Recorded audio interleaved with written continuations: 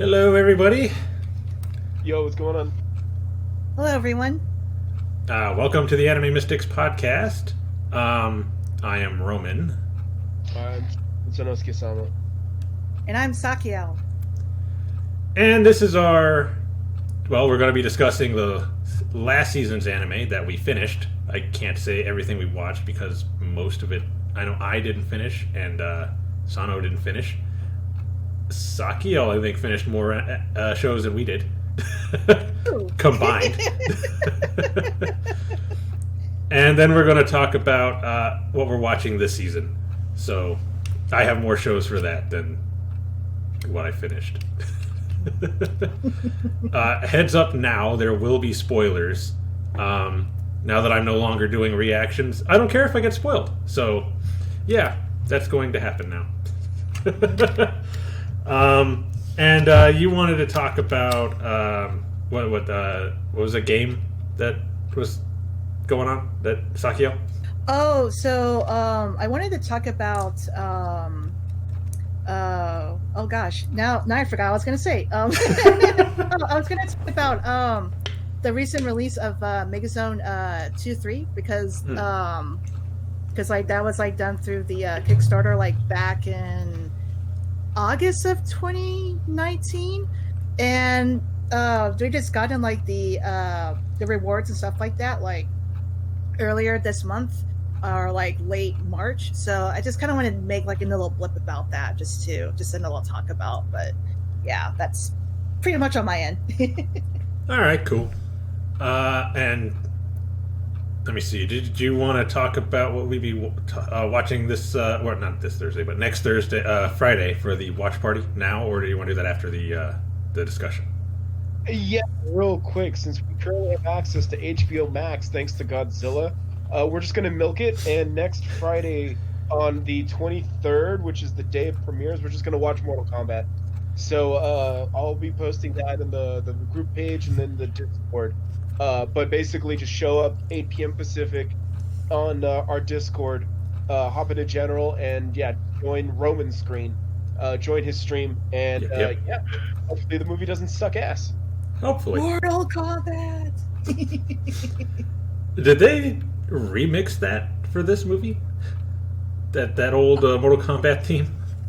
Oh, I don't know.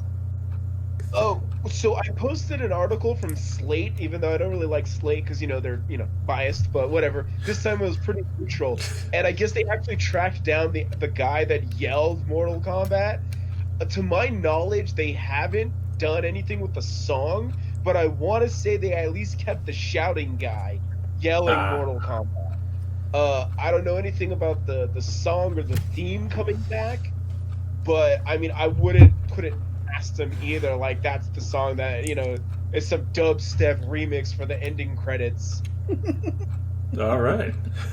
It's going to be weird hearing this guy yell Mortal Kombat over another song, but all right. Yeah, no, in interview, he's all like, yeah, bro, I'm like 50 years old. My kids are teenagers. I think he said one of them was like 23 and in college. And they're all like, dude, your dad was the Mortal Kombat guy. And they're like, what?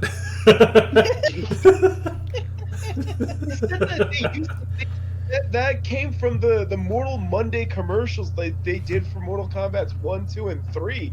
And and that he was actually the guy that was on the street that like raised his arm into the air and yelled. I was like, bro, I do not remember any of that. I remember Mortal Monday because that was always the new Mortal Kombat dropped on console. But I don't remember the commercials for crap, dude. No, I don't either. He's a liar. I don't remember. I remember some of them, like especially like when Mortal Kombat 3 came out, because they had that gimmick where like you input the code. So pretty much what they did with the commercials, like they would hide a code in the commercial that you can use in game that unlocks like goofy shit. So. Oh wow! Yeah, I didn't know about that. Yeah. I mean, like, there's a lot of weird stuff that also came out around that time, too, because it's, like, the Mortal Kombat hype machine. So, like, this is from what I can recall, like, as it was happening. So, around the time, I think it was, like, around, like, either, like, Mortal Kombat 1 or 3, they did kind of, like, a road show just to kind of like to promote the game, and they had like the actual like character actors like kind of like as part of the traveling troupe, like to promote the game.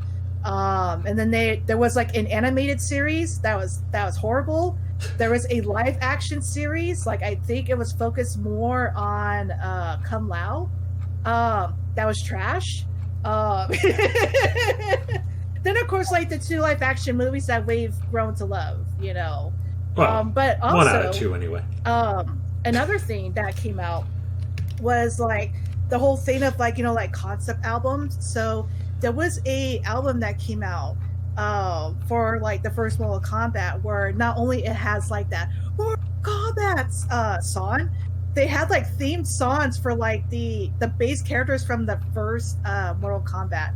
So these are actually on YouTube. I will post them on Discord, because oh my god, it's a product of its time, but like even now, like some of the songs like still slap hard. So Nice.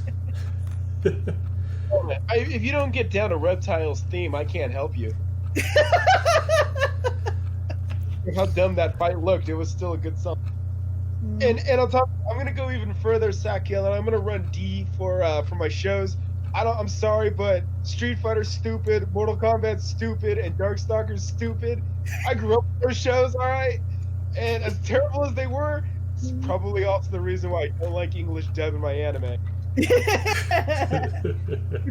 I don't know if Roman remembers that. I saw him on USA Network. USA had him, and it was like the same animation studio did at least Street Fighter and Darkstalkers the cartoon, and then they even used the same voice actors. So it was like they weren't even trying. Mortal Kombat might have been the one that did a little bit, because I know they got Ron Perlman to do the voice of Stryker. Nice. And I think that one was definitely a different art style. If it was the same studio, you fooled me.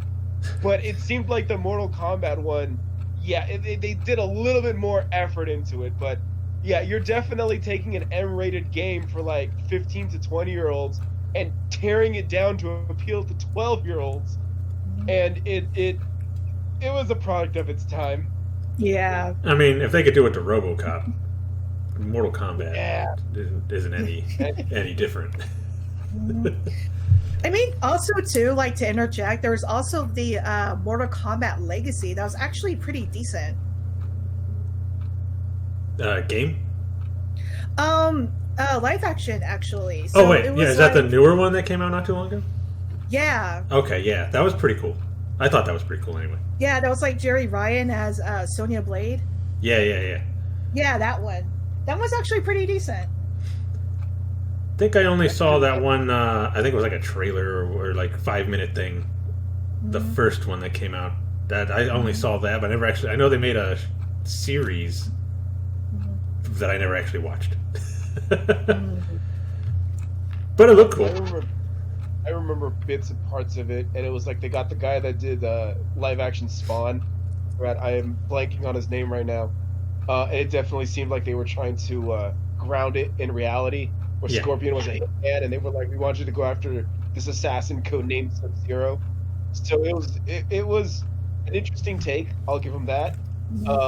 I do remember the live action TV show that came out for a minute, because that used the same actors from YMCA Masters as the martial artists and the stuntmen and all that. And it ended basically to where the beginning of Mortal Kombat 1 began, because it ended with effectively Shao Kahn killing the Kung Lao's ancestor, Kung Lao. And that's that kick-started the whole Shang Tsung invasion and all of that. And I want to say they referenced it. Maybe it was Mortal Kombat 9, I think? I think so. Yeah, where it started with Shao Kahn confronting Raiden like, "Yo, I just whooped all your fools. What you gonna do about it, bitch?" Raiden's all like, time flash boom, and then he goes back in time, and Shao Kahn's like, "Fuck."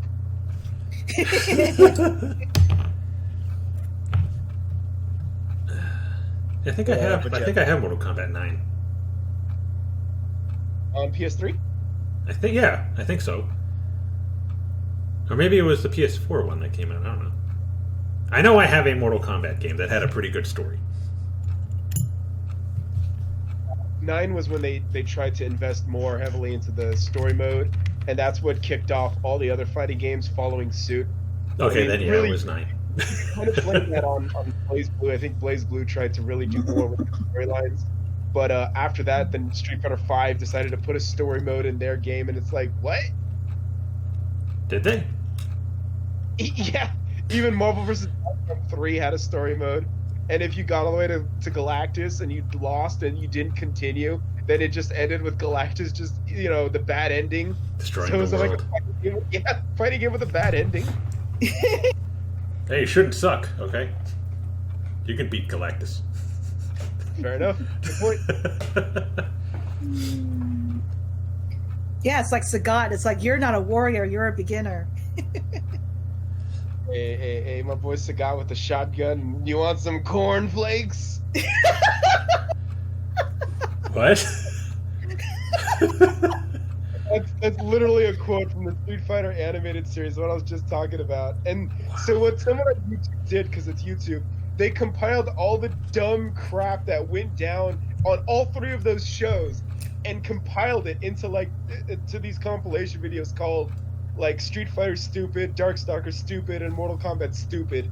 And it usually consisted of just shoddy animation and how they cut corners and how they just said stupid things like that. In the episode that actually had Sagat like that, it was the one where Sakura debuted, because Street Fighter Alpha 2 was brand new at the time, so they decided to just implement it into the cartoon. And so Guile is basically telling Sakura, hey, little girl, you should probably just sit this one out. So she fucking grabs his wrist and then fucking hip throws him on his ass.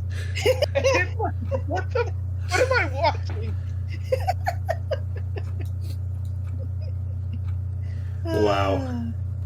It's like, man, I'm seeing like a grown ass man getting beat up by a little girl. What the fuck is this? And I love, at the time, Street Fighter Alpha 2, I loved Sakura. I mean, that's probably why I love Street Fighter Alpha 3 is my favorite Street Fighter to this day. Also Karen. But yeah, it just to see that, it was so random, and it was, yeah. I'll probably post the videos in general at some point tonight or tomorrow or something. And it'll tie into the view party as well, since we're promoting Mortal Kombat. So Cool. look forward to Mortal Kombat Stupid.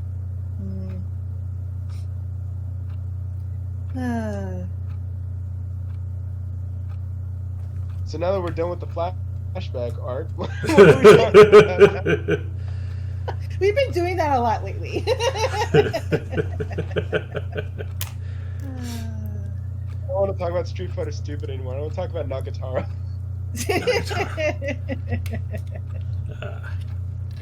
Okay.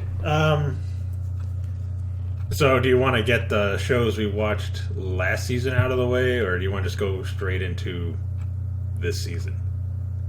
Yeah, no, I want to let Sakiel wrap it up for us for last season. So, Sakiel, go ahead and monologue for us. Tell us what's on your mind.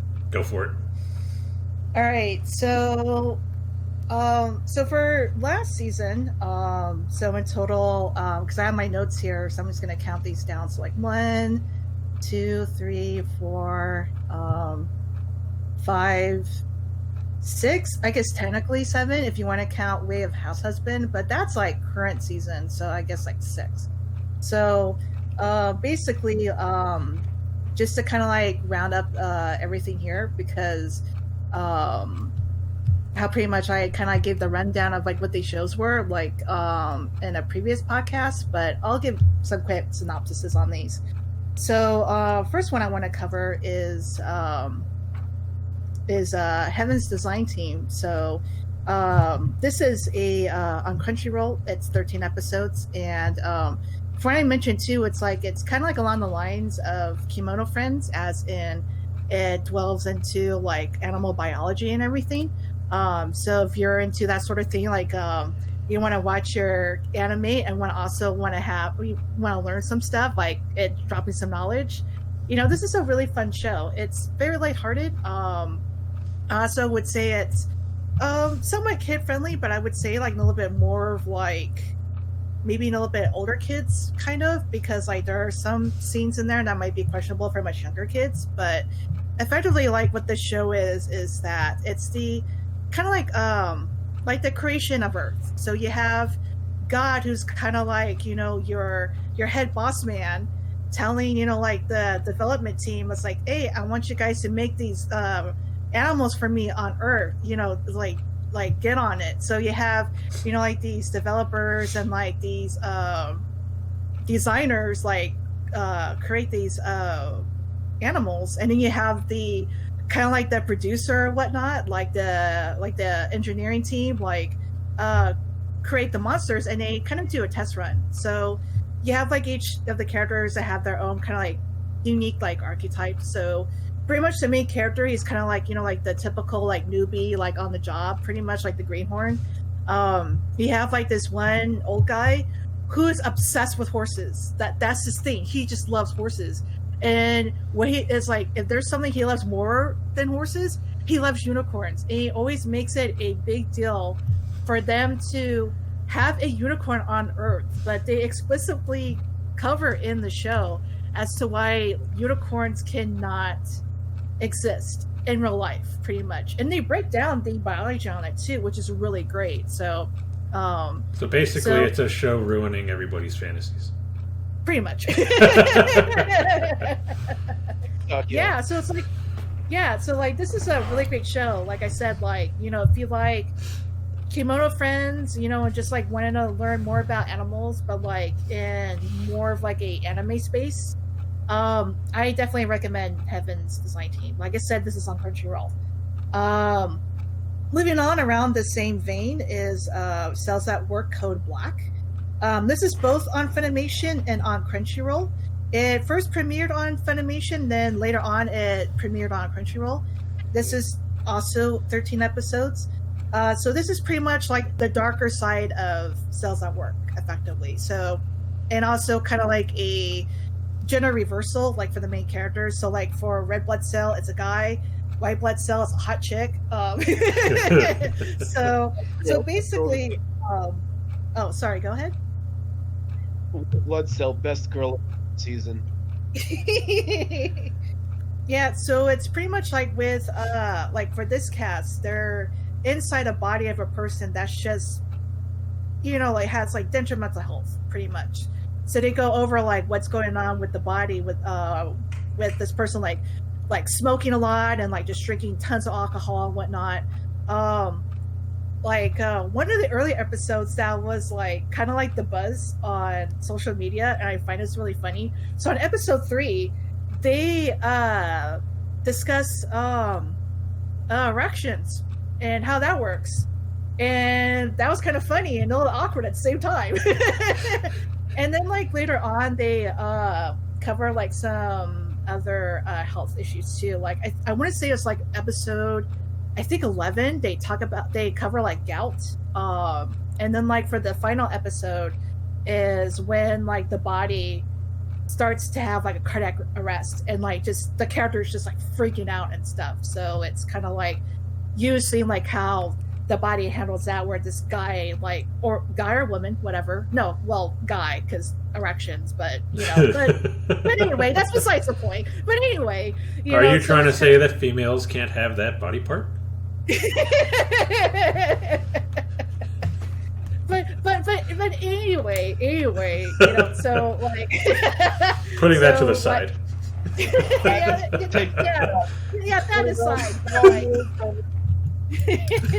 So like they were like covering like what happens when the body goes through cardiac arrest, or like pretty much like going through a heart attack. So that's how the season wraps up. So like for this show, like you know, if you're used to like, you know, like the wholesomeness that's the original Cells at Work, like for this show, it covers a lot of darker subjects. Yeah, it's a little bit more lighthearted, but there's some actual like health issues that they cover that gets really dark. So it's one of those things that you should be prepared for going into the show. But I also highly recommend this show as well, because of just how it deals with like similar to the vanilla show, like how they discuss health issues in a more kind of like approachable way, but just grimdark. So so yeah, like Cells at Work, Code Black, both on Funimation and Crunchyroll. Moving on, I want to talk about Scar the Praetor. This is a Funimation exclusive. This is also 13 episodes long. So, on the record, I rarely drop shows. Rarely, like unless it's a show that it just not holds my interest anymore, and it's just chugging along with the plot, chugging along with the character development. So the only show I have dropped is Tiger and Bunny, because it's just the story progression and kind of like them developing like the story and the characters. It just got to a point where it's like it just could not hold my interest anymore. So for me, it's like, if you're going to engage people on a show, don't take 6 episodes to fully engage people on the show, pretty much, where everything starts getting good. But that's just my opinion. So like for Scar the Praetor, this is the second show I ended up dropping like mid-season, because I really wanted to stick through with this show, because this is another like Gohan's series. They've done K Project, which was decent. So it's kind of like a new kind of like story in a sense, as far as like that studio is concerned. But it's like I just could not stick with the show, unfortunately, because it's like I couldn't feel anything for the characters. I didn't feel anything for the story. It just was I couldn't. So around like episode 5 or 6, I just kind of like dropped it. I may go back and probably try to watch it again to see if I still feel the same way, and it's like, okay, I just can't watch the show anymore. But as it stands now, this show was probably, out of the shows that I watched last season, it's the most disappointing one, unfortunately. So so that's Scar the Praetor on Funimation, 13 episodes. Leave it to Funimation to have the show that you dropped. Would it have been different if I dropped a show from Crunchyroll or like somewhere else or like Netflix? Oh wait, nationwide. Okay, so moving on. Speaking about Netflix, so this is a show that I have meant to mention in the past in previous episodes, but this was a show that was kind of like on the back burner for me, and just recently I've been able to kind of like sit down and watch this. So this is a spin-off to JoJo's Bizarre Adventure. It's a short spin-off series called Thus Spoke Kishibe Ron.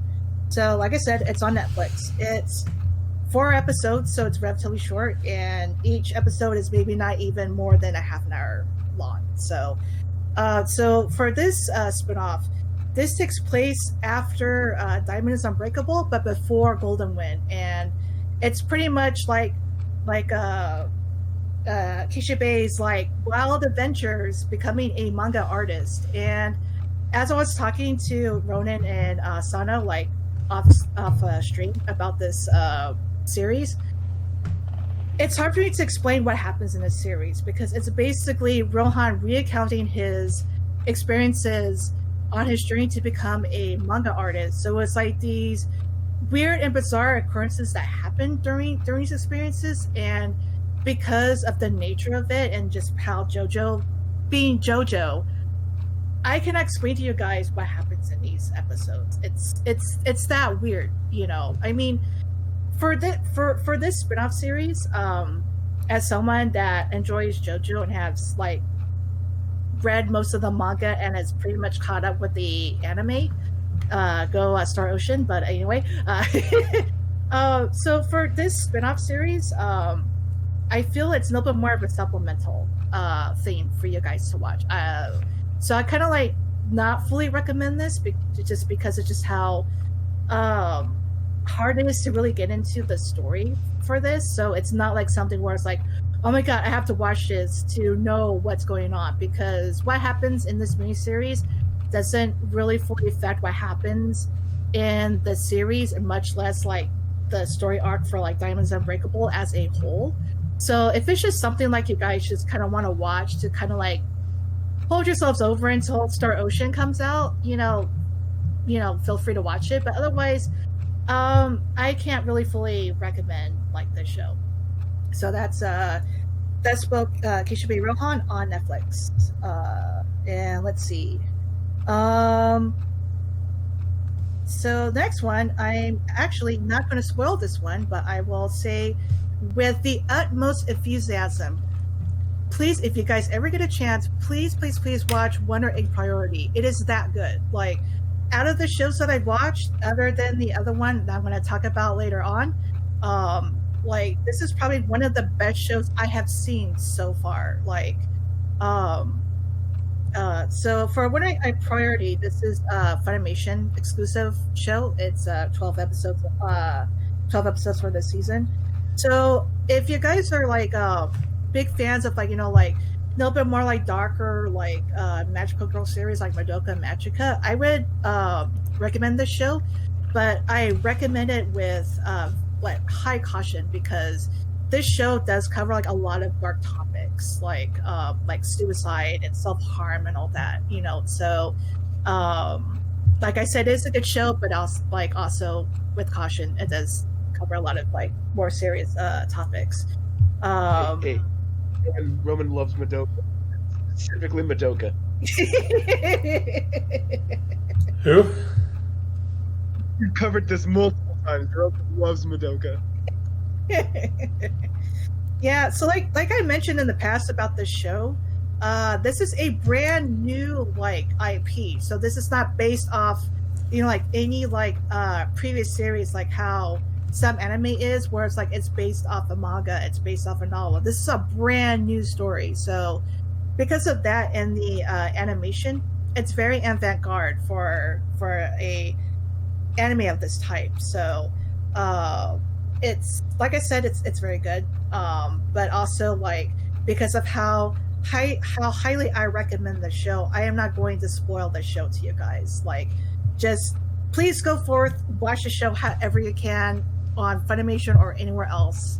It's one of the best. Like I said, it's one of the best shows I've seen so far. It's Wonder Egg Priority.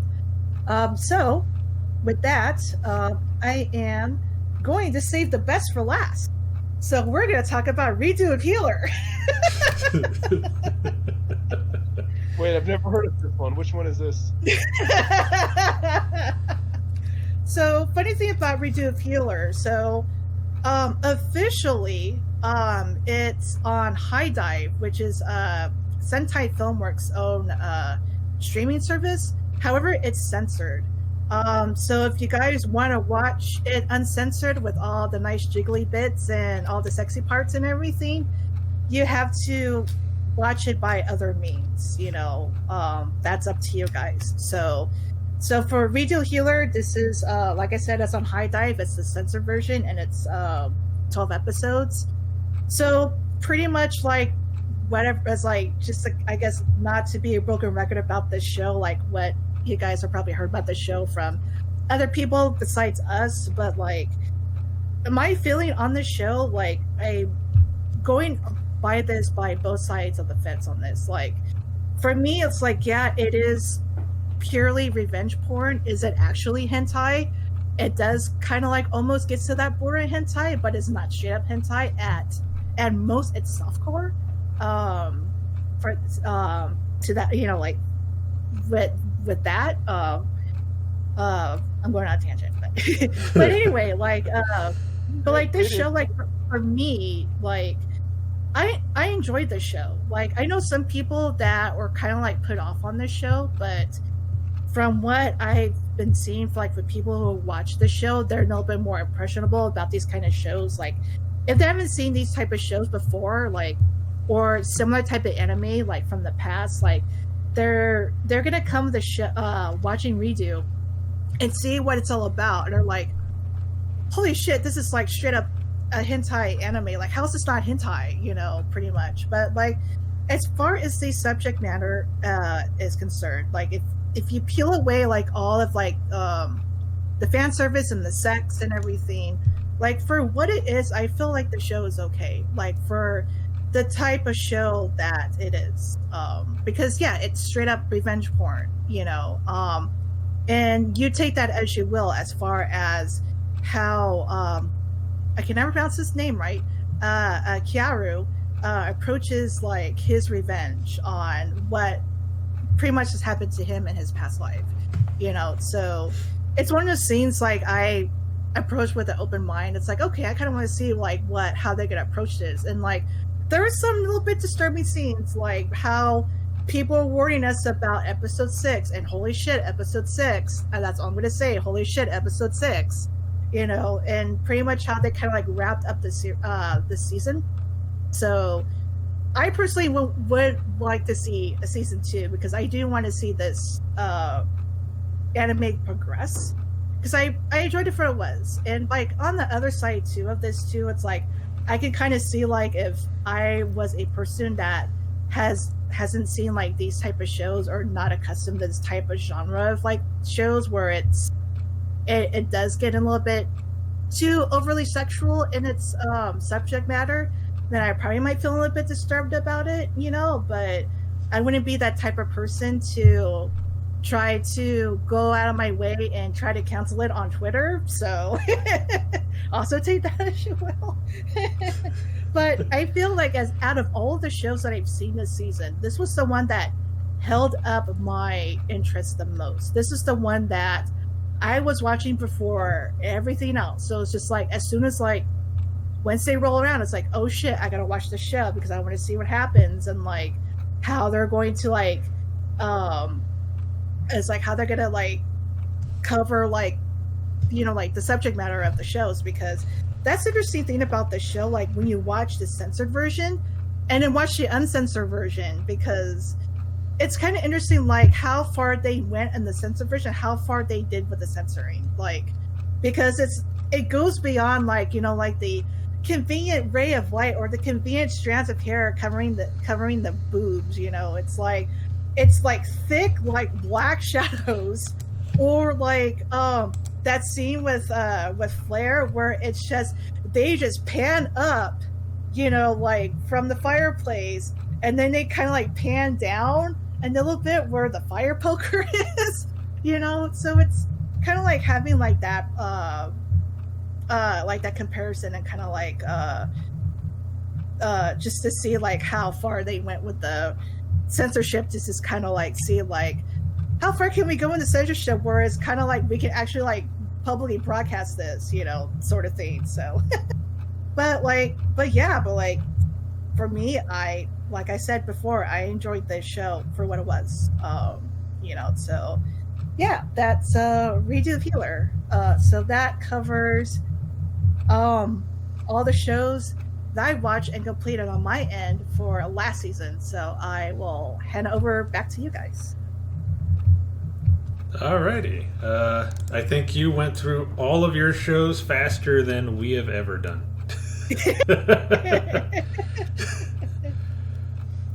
Usually we end up talking about one show for as long as you just talked about every single one of them. But I guess to be fair, you guys watch way more shows than I do, so.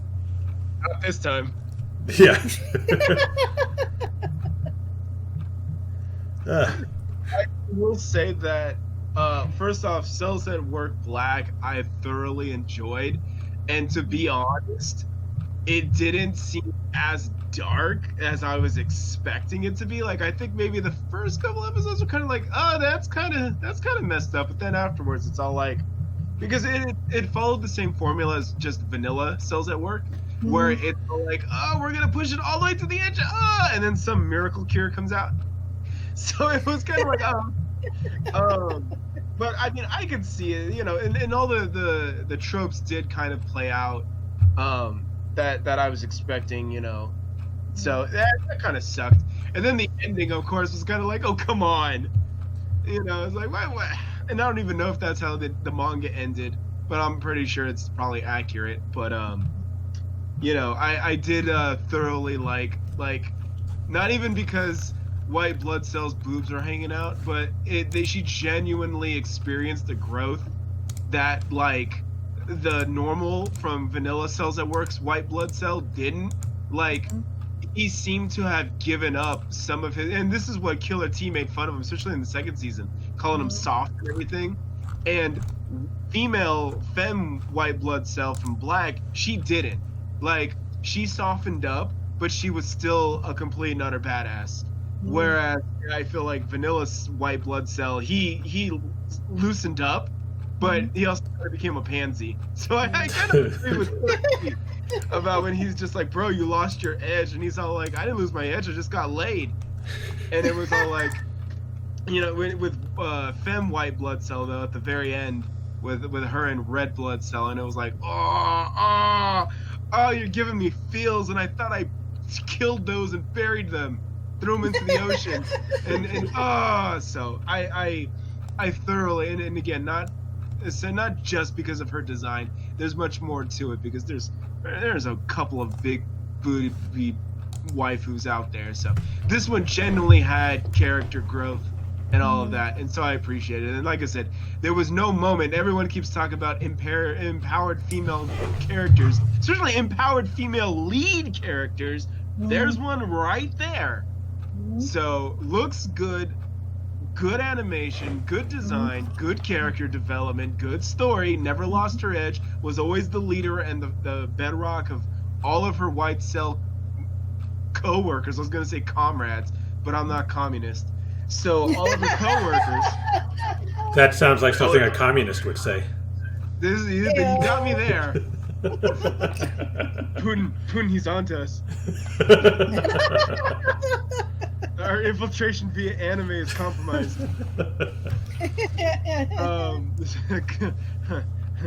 Commies at work. Anyways, so yeah, it's all of those traits, and yet no one who's talking about her. Nobody. So it's like it's a shame. It's a shame. And although I do think she was on the list a couple of times for top 10 female characters, I think she at least ended the season on the top 10. But yeah, no, it was really, really good. I was expecting it to be a lot darker than it was. I don't know, because I was trying to depress myself, I guess. But it ended well, and I have nothing but good things to say about Code Black. Yeah, and then you know, so and I remember asking Sakiel too at the beginning of the season, is like, should I watch Black first? And she goes, yes. So that's what I did, and then I watched Vanilla Cells, and it was like, you know, it was just like the what am I looking for? It was like the laughing wolves meme, or the Hydra with like the two serious heads, and then the third head is just a dumbass. That's what this felt like. Because like Cell's Vanilla just was absurd. The second season, it was just absolutely absurd. It was just like, it didn't take itself serious. Nothing was serious, and even the end villain was just kind of like, okay. Although I will say that it did seem like all of their voice acting budget went into Vanilla Cells, because it's like Daisuke Ono and Kana Hanazawa and Kikuko Inui, and I didn't even know this until her birthday happened, but Kuwashima Ayako is fucking Masked Cell, and I was like, what? Oh wow. And so I was all like, oh, y'all interrupted her cookies and tea time. Oh, y'all deserve to get curb stomped. she's all throwing computer chairs and shit. So I'm getting all these flashbacks from Carnival Phantasm when she was Bitch Saber. So yeah, all of star power went to Vanilla Cells, and it was like in regular and in Code Black, it was like Hikasa Yoko as White Blood Cell, and I think that other guy that did that one character that one time.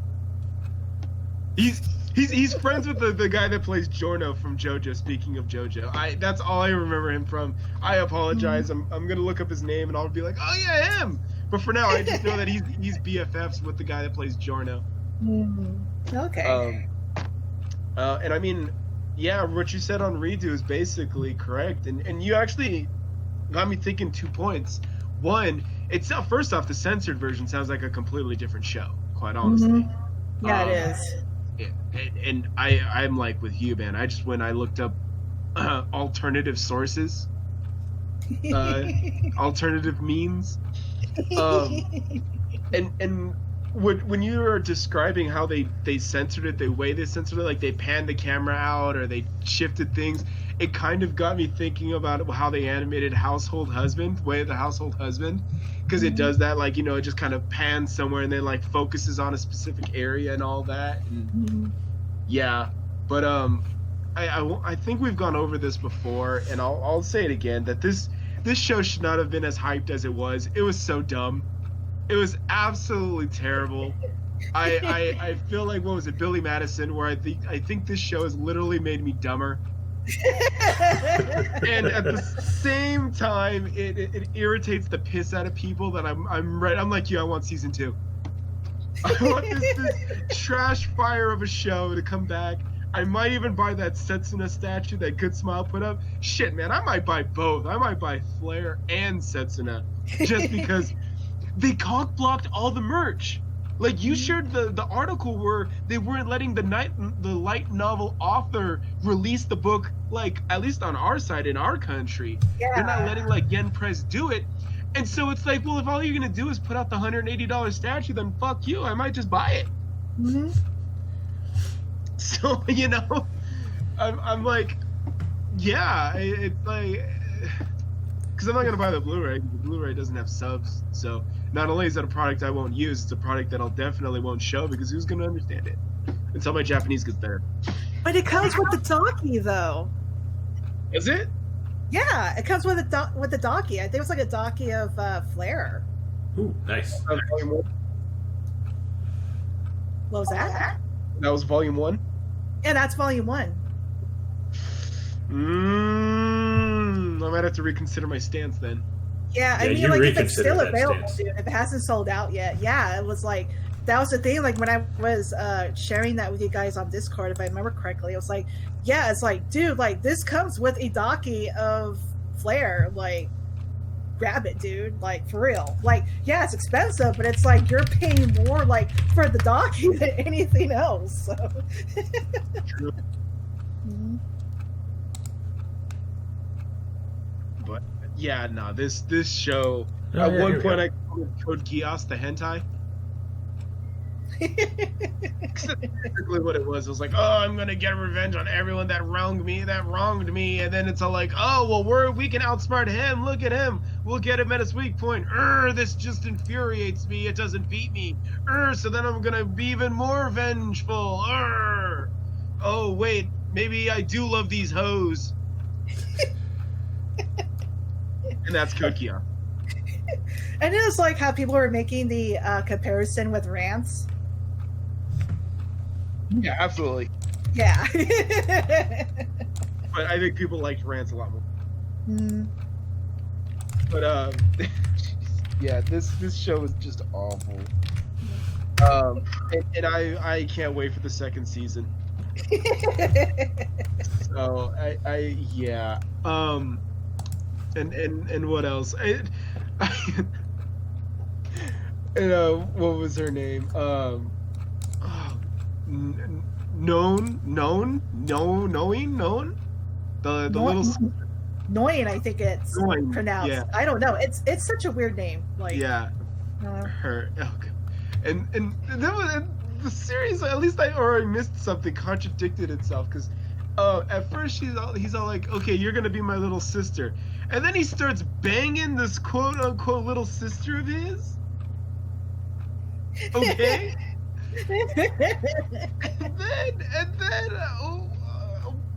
and then he's all like, one of the last episodes, maybe it was like 10 or 11, towards the end of the show, and he's just all like, yeah, I love adventuring, and what's like the best part of adventuring? And I think it was Setsuna who goes, what's that? And he goes, sex. And I'm like, you mean the thing that fucked you up and traumatized you? Excuse me? This show is dumb. This show is so dumb. Oh, why am I watching this? But the way I see that too, like when he says it, it's like it's him kind of like reclaiming it, like how when people, they reclaim a word, like with bitch, right? It's like, they have these women rising up to reclaim the word bitch, or like a derogatory term, like they rise up to claim that derogatory term. So like for Kyaru, it's like him kind of like reclaiming, like it's like, yeah, it's like you guys fucked me, now I get to fuck you. So that's the way I see it, though. Yeah, it's a little different when you're getting raped compared to you're willingly having sex. Yeah. And that's a valid point. And then someone else pointed that out too, where it was like, Kyoto gets accused of rape, becomes rapist. Now Fumi gets accused of rape, doesn't become rapist. What a wuss. No. What this guy. This is why Rito of Healer is better. I'm keeping Roman away from Raftal. Training order on Roman from Raftali. It must maintain 500 feet away. 500 feet. Okay. or 10 kilos away. Yeah, it's like, man, screw social distancing. You need to get that guy like a restraining order. Jesus, for reals. Oh man, yeah. This show is awful. I can't wait for season 2.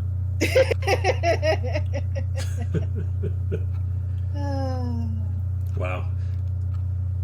Yeah, and I also pointed up the cover to the second Blu-ray with Setsuna too, and you see that kind of level of artwork, and I'm just looking at that, and then you look at the anime, and it's like, I don't know why people like I said are making the argument. They're like, it's not hentai, it's ecchi, and it's like, why? Because it doesn't show an internal cream pie. No, the fuck is wrong? Yeah, no, this is a fucking hentai. What's wrong with you people? Jeez. I mean, at most it's pink anime. At most it's pink. Sure. Lightish red.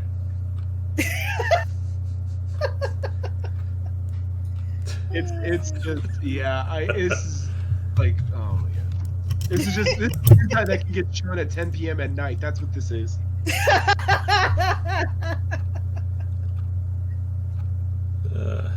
I'm down. I'm cool with that.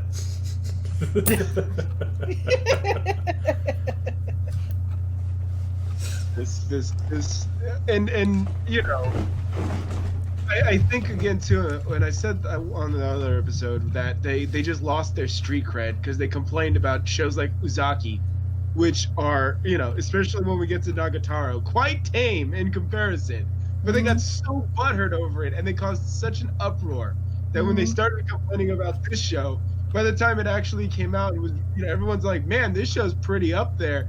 Everyone was all like, fuck yeah. And then, you know, when they were like shrieking, everyone didn't listen to them because they were too busy fucking going, fuck yeah. So, and now with Nagatoro, now they're not, it doesn't even seem like they're trying. Like they knew they lost the battle before they even came out. So I'm not to say that they won't rear their ugly heads, because they always try to co-opt things like this, especially once it becomes like the #1 show for the next 6 weeks. Yeah, I thought it was really cute rating when the rankings came out for last week, and what was on like #1, I don't even remember, but now it's all like, yeah, because Nagatoro wasn't on there, and now for the next half the season it's going to be Nagatoro.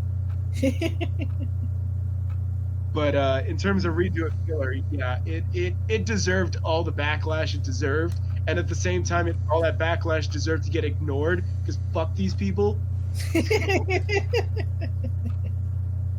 Because that's the theme of the show, is fucking over everybody. And yeah, and then when Rowan posted the meme where the mangaka was all like, "Oh yeah, Kyoto is in anime form," and I'm like, oh boy. We need 2 restraining orders, one for that guy and the other one for Roman.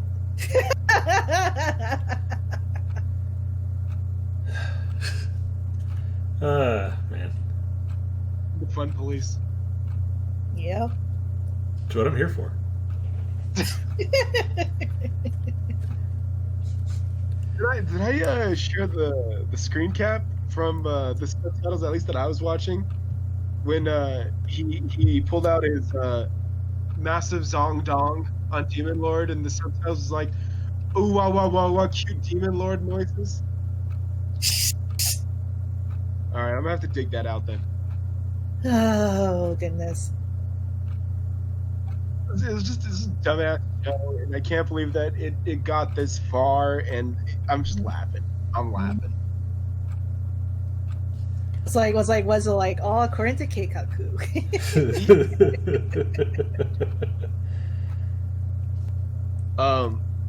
And the shows, I mean, to piggyback to off what Sakiel said, just in general, I mean, I was all over the place. I was watching quintuplets, full cells, Dragon Quest, which continued on, was just a continuation, Horse Girls, Azur Lane,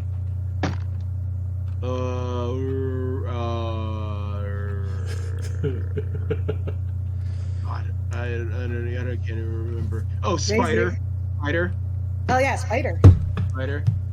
Which is also continuing on. Yeah, it continues to this season. Hey. Jujutsu Kaisen, which I believe ended now. Yeah, it's now, over at now. least. Yeah. Yeah. And I mean, that's all that I can remember off the top of my head. I'm sure once I get down the list and all that, then yeah. But yeah, that's it. That's all I got So you got. for now until we get to Nakamura and Household Husband. All right. Okay, so should I talk about ReZero, or do you want to wait till you're done with it? Yeah, just wait, so that I can actually chime in, and then because I want to Emilia bash, but you know. Yeah. I figure you're only going to focus on like the 2 episodes Ram got, and then. Yeah, buddy. I will say that when she punked Garfield, I was like. Plus, I need that extra time to prepare my popcorn. Yeah. You got the waifu war in live, actually. Yep. Not just reading text. You get to hear it. Well, we used to have waifu wars all the time. Remember on Facebook? me and Sano. Yeah. What happened? We used to have waifu wars all the time. Always sending memes talking about how each other's waifu was trash. I mean, has it really ever stopped? Kinda. Like- we still talk about it, but we don't send the memes anymore. I mean, because now it just goes through Discord, really. Yeah, pretty much. And plus, we're talking about how much other dudes' waifus suck.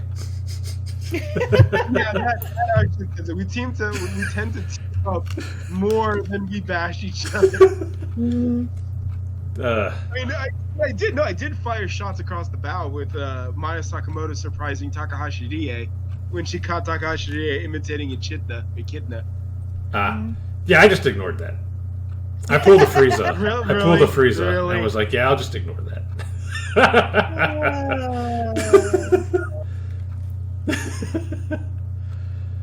That was a Takahashi Rie moment, though. That wasn't about Maya Sakamoto. Yeah, but your description of, even Amelia knows that Echidna is better made me go, yeah, I'll just ignore that. Wow. I was like, this is obvious bait, so... No, it's not bait. It's true. Yeah, Takahashi Rie is a like Maya Sakamoto fangirl. It's and she displayed that too in FGO. It was like what the gal and another guy in the Discord and I were talking about, because in one of the FGO, the Chaldea broadcasts, they do that thing where they're all like, the voice actors show off their teams, and so Takahashi Rie had an all Maya Sakamoto team, and that's when I actually learned that Maya Sakamoto is the voice of Alexander. Oh, okay. Oh wow.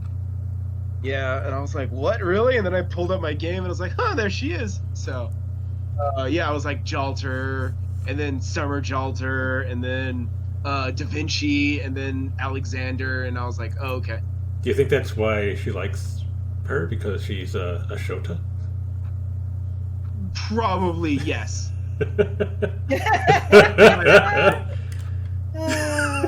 Okay. So it's but I mean, like I said, it's Maya Sakamoto. Everybody, loses it when they hear or see Maya Sakamoto. It's just the way it is. And I posted in the group today as well. I don't know if you saw it. I didn't post it on the Discord, but Maya Sakamoto is doing a character in the dub of Godzilla vs. Kong. Oh yeah. Oh wow. I don't know who it is. Maybe Roman might know, but it's one of the Godzilla characters, I believe. Maybe it was the girl that was running around. Oh, Millie Bobby Brown, or Millie Bobby Brown, or whatever. 11. I'll just call her 11. Yeah. But yeah, so everybody just loses it to Maya Sakamoto. So that's why I even call her husband, Romani, and Tota. I just call him Mr. Maya Sakamoto.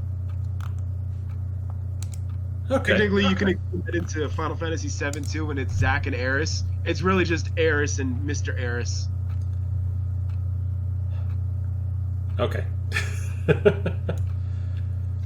But yeah, no, it's Maya Sakamoto supremacy going on. But yeah, we'll get to the ReZero talk. Sure hope we get more Mama Eterna. That would be nice. You get another episode. I'll say that. Brilliant. But yeah, okay. I'll hold off on that until you're done with it. So I guess the only show I could really talk about then is Azura Lane sailing away. Which really there isn't much to talk about because there was no real story. It was just like, what do you call it? A slice of life anime dealing with Z23, Laffy, Javelin, and one of the other girls. Although it did have a bunch of the other waifu in there. Who they have? Oh god, now I can't remember any of their names. Honolulu. What was is it Taiho? The one voiced by Aoyuki? Taiho, yeah, she was in there. Prince Eugene was in there. Belfast. But yeah, it was just a slice of life anime dealing with them. I guess you said that that's kind of what that other Ship Girl show was like. The OG Kantai collection, yeah. Yeah, the ripoff of Azura Lane. Yes, Azura Lane is just Kantai collection Shippuden.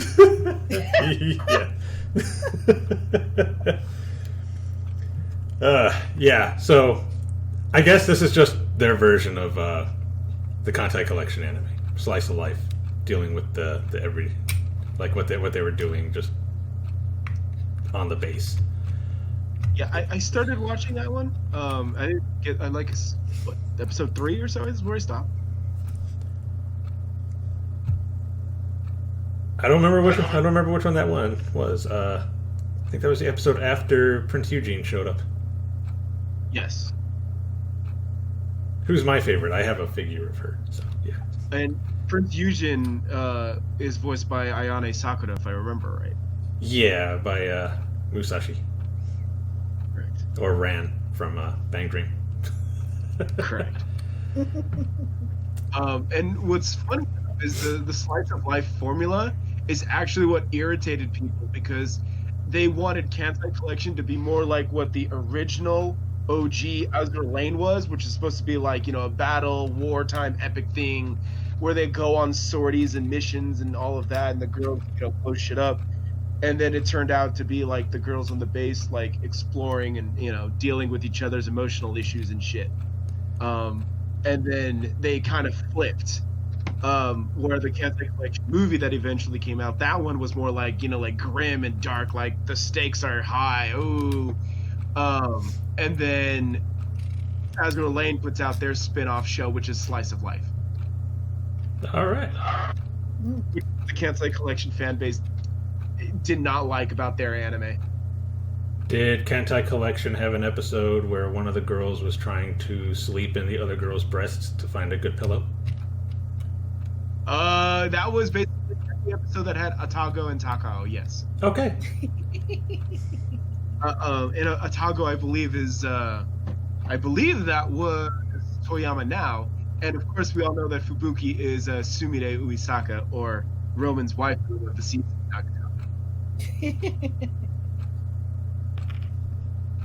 Yes. No king shaming in here, okay? Don't worry about it. Cool. Okay, cool. But yeah, that's definitely on my list as well, so I'll finish that, especially since they were little shorty episodes as well, so I'll definitely be finishing that up soon. Yeah, I think they were like 15 minutes. Something like that.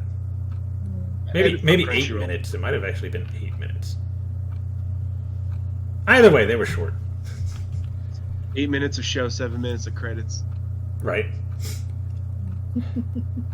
So yeah, it was a fun watch. I enjoyed it for what it was. But again, there's not exactly a whole lot I could say about it since it was just their everyday life on the base. So, are you still active on your game? I actually haven't played in a while because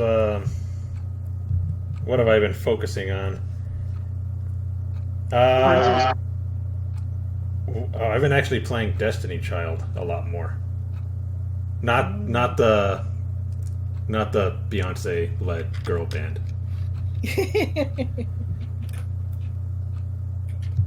But yeah, I've been playing that one a lot more because there's an event going on. So I've been trying to get all the points I can get to get all the items. There's an event going on in FPO. Yeah, but I've played that one already.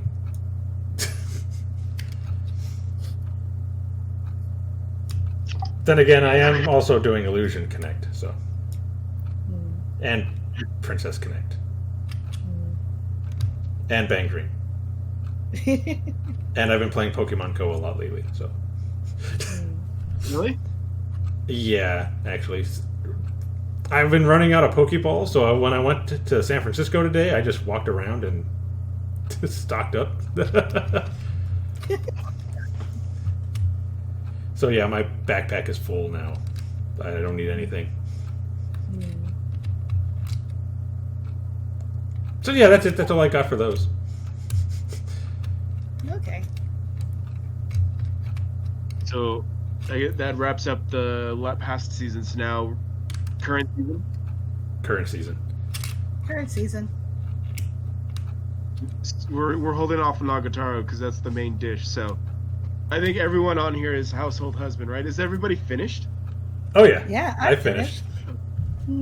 Okay, I'm immediately gonna jump to the defense and say I didn't mind the animation. I actually got used to it, quite honestly.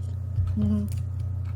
I'm gonna say the animation didn't really bother me at all. The art was kind of bad, but I didn't care. It was funny, and I enjoyed it. Yeah, like for me, like I enjoyed it for what it was too, because like how I was kind of like referring this to kind of like similar shows where it's, you know, like short little like 15-minute episode shows where it has like the little like chapters in between, like shows like Azumaki and Daioh and the like. So as far as like the format and the animation, everything, it didn't bother me too much. Like, if anything, like the voice acting like really carried the show, and it was quite excellent. Yeah, it was really good, especially the cat. I like that part where he was singing like "Happy Birthday." Happy birthday to me. just so how deadpan it was, and then like the one part too, like when he comes out as Santa Claus. Oh yeah, he's giving away what, crabs and.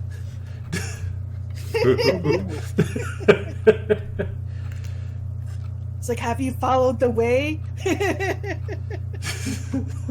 Oh, God, there's just so much like good like moments in that show, despite it being as short as it was and how it was structured. Like, you know, like I think like another one too. Like I really liked when he was fighting the roach. Oh God. and then it lands on his chest, and he's like, "It's like, take me out, just take me out, it's fine." And then she hits him in the face. Yeah. And then he's like using like the bug spray. He's like, "Oh shit, I'm out of ammo." It's so great, you know. And like it also too, like I have read like some of the manga as well. I think I'm up to like volume 4 or 5 because I'm going along with the release like here statewide. So it's like, yeah, it's pretty much like the way it's structured and everything. Like it does a good job coinciding like with the anime. But yeah. And Netflix actually released this all at once, didn't they? Because it was so short. Yeah, they did. Yeah, that's Netflix's thing. Is like they release everything all at once so you can binge watch. So I guess that means they must have finished it all right away, the studio, and then just gave it all to them then. Because I know usually the shows that get put on Netflix, they're still airing weekly, so they never get everything, and you have to wait till the season ends before you can even watch it. Yeah, because that's what's going on with Beastars too. Like with season 2, like that hasn't been out over here yet. Oh yeah, that was another one I was going to watch. Yeah. I downloaded all of it, but I just haven't watched it yet. So yeah, I'll catch up to that because I want to see what happens. God, it's a good show though. Yeah, a couple of things. First off, the voice actor, of course, obviously Kenjiro Tsuda, who I've bitched and moaned about, got robbed for voice actor. Well, at least on our side, on the U.S. or international side, he got robbed. And like I said, when you looked at all the characters, and they gave Villain of the Year to goddamn what's his stupid ass face, Sukuna from Jujutsu Kaisen, and that's Suave. And I'm like, I love Suave, he's my boy too. But like, again, he shouldn't have won Best Villain. He was more like Best Supporting Actor, Best Supporting Character, Sukuna. He did everything to keep a dumb face, whatever his name, Juji or Yuji, alive. That's not a villain. That's this is sidekick partner.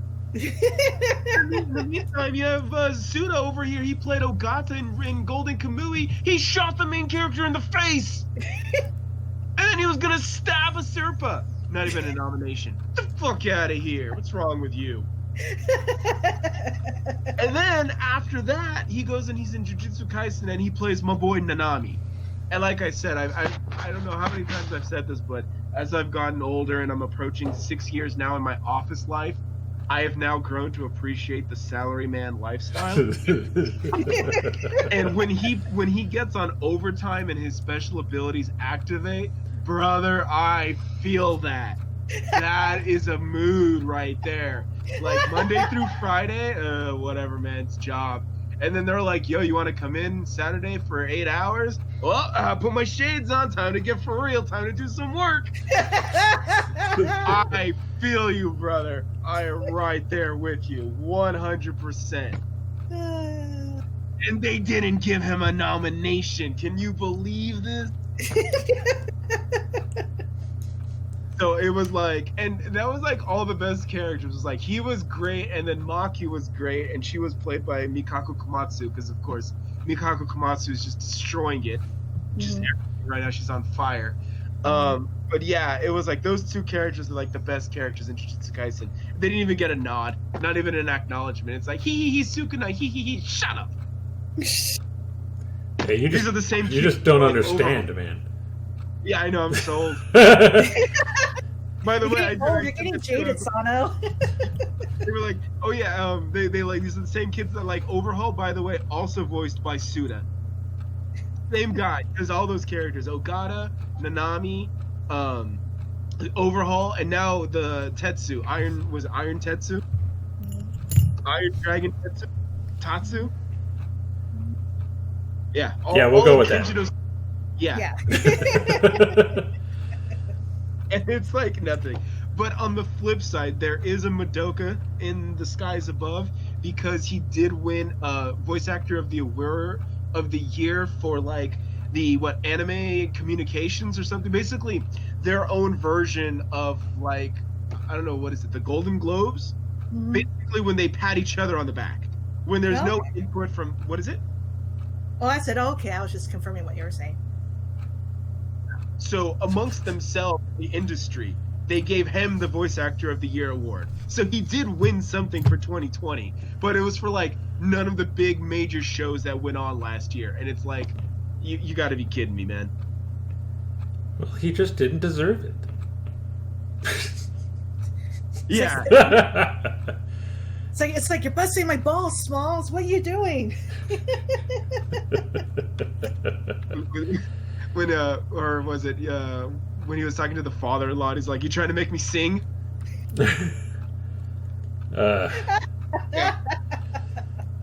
And that's the other thing I wanted to bring up. Now that my rant is over, and I was gonna write all this out, so I'm glad I got to put this all vocally, so I can just reference this rant.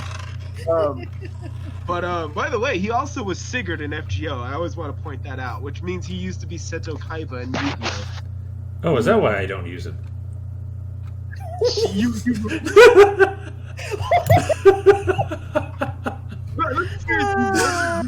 rolled it intentionally, or was it an accident? I wanted Brynhild. Oh, okay. And he just happened to be in the banner. And then I got him. It's like, what the heck? What a jerk. Hey, on the bright side, you get his swimsuit next year. Ugh. I'd rather have Brynhild. You didn't get Brynhilder? No, I didn't.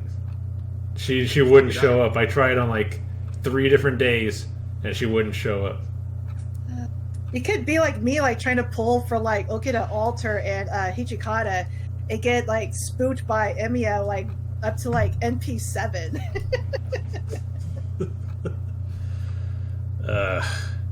I remember I tried for Hijikata just because I was like, why not? I got him in like 2 rolls. And then I was like, oh, well, okay, I guess I'm a part of the Shinsengumi now.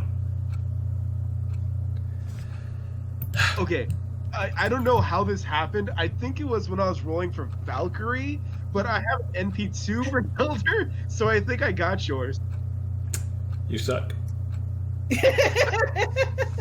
Well, I guess like on the flip side, like for Japan side, like I end up getting a Hijikata like for that New Year's Day roll, like when I was going back into playing Fako, where it's kind of like, oh hey, we say you're back. Here, have a pity roll. So like it was like Hijikata and like Semiramis and like one other like 5-star character. It's like I was like, damn, dude, slow your roll. And it's like, yeah, it's like I appreciate these characters, but goddamn, what is this roll, dude? That was their please stay this time roll. Or like get like a Ron EX luck roll or something. Oh, those are the worst too, because it's like, okay, like if you want to talk about like Ron like EX rolls, like how for like Genshin Impact, right? So like Rosaria is the new character, but she's like a 3-star character, and then like you have like Child come back as like the 4-star. So you try like to roll for Rosaria, and then you get like the gold spark. You're like, oh god damn it.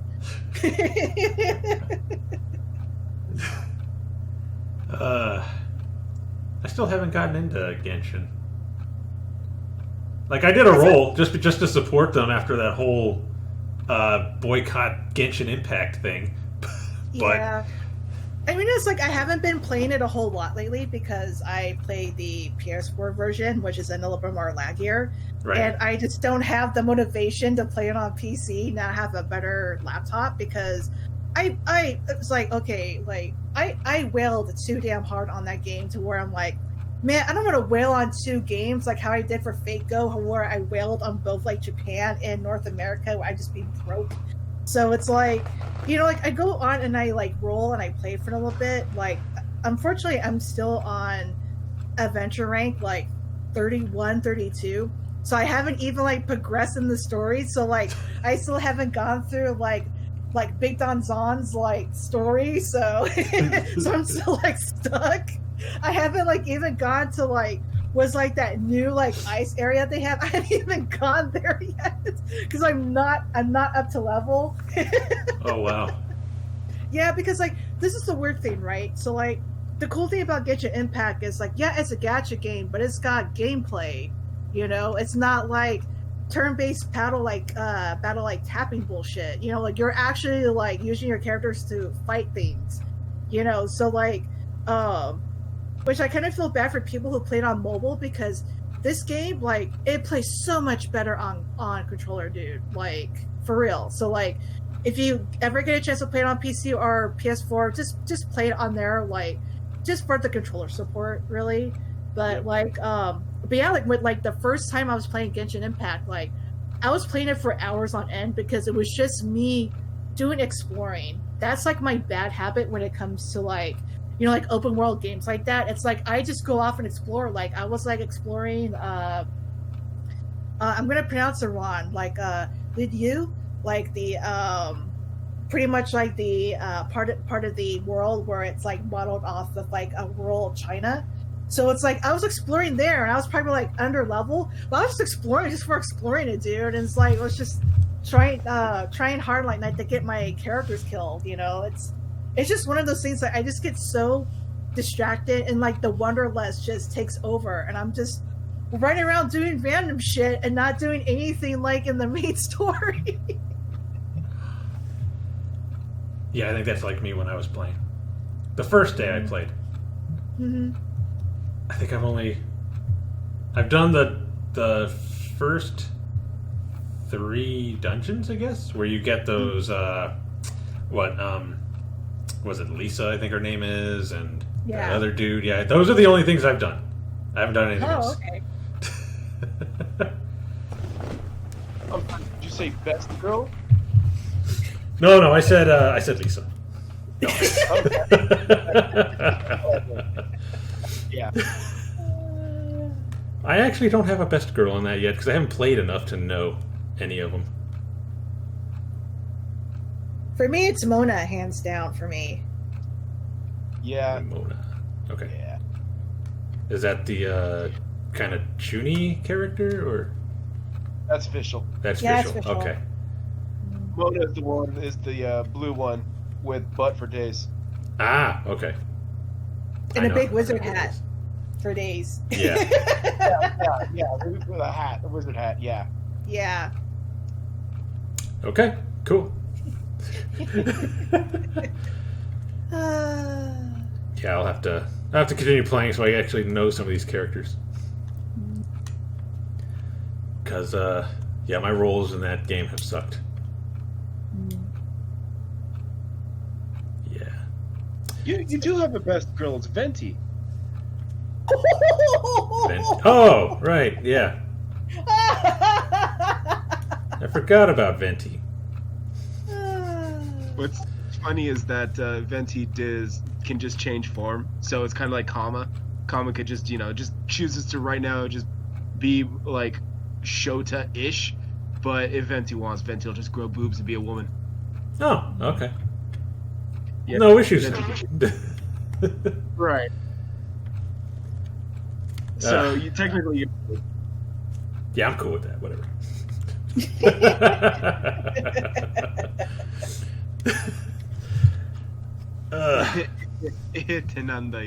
Right. Speaking of like her figure's up for pre-order for emergency food. Oh yeah. throw that in the chat, and then we'll get back on household husband. Remember we were talking about that? What was that? Remember we were talking about the household husband before we were talking about gotcha games? Yeah. Oh, yeah. See, this is a typical episode.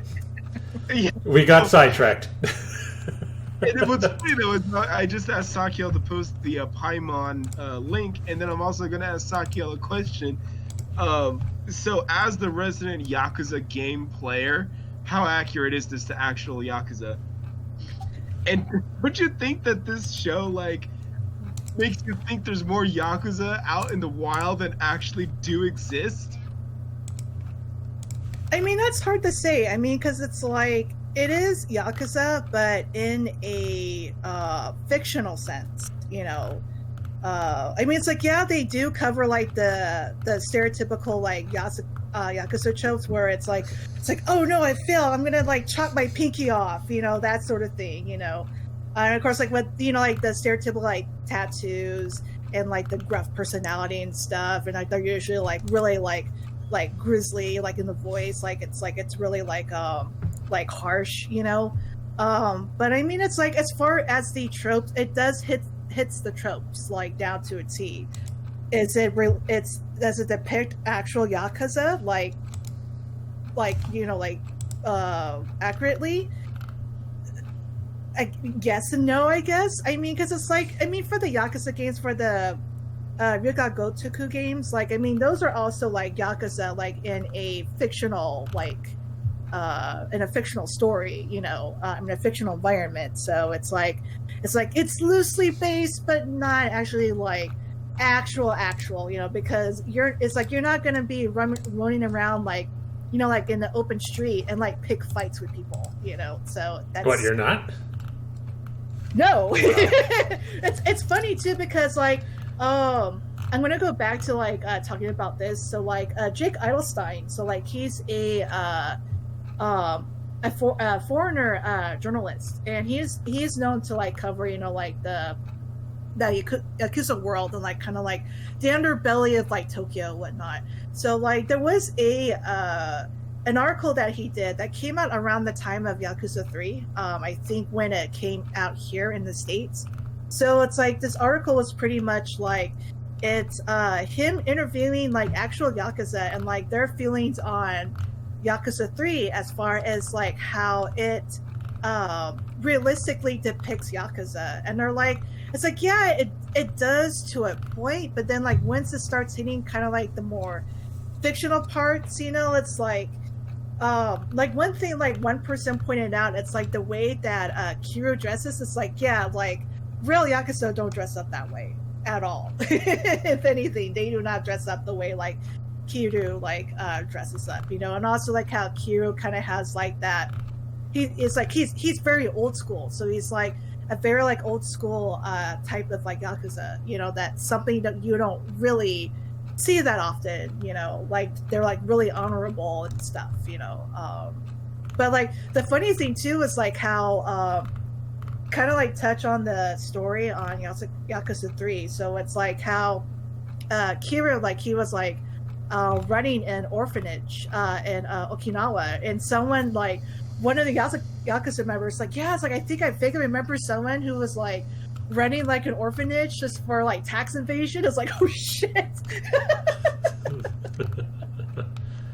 Oh, it's like that. Yeah, I have to dig up that article too and throw that up on Discord. So along with emergency food pre-orders. So. Yeah, that's like one of the reasons why I can never take shows like Sopranos seriously, because they make them seem like there's more mafia than actually exists. And so in this show, and to my knowledge, this household husband takes place in Tokyo, right? I believe so, if I remember it correctly. So it's like Tokyo is like basically San Francisco size, and to like imagine all of these Yakuza continually running into each other, the odds of that happening and their low numbers just makes me like, It's like, yeah, I don't know. So that's why I'm just like, that's the most unrealistic thing about this, is that there's that many Yakuza that still exist and are out in the open pretty blatantly about it.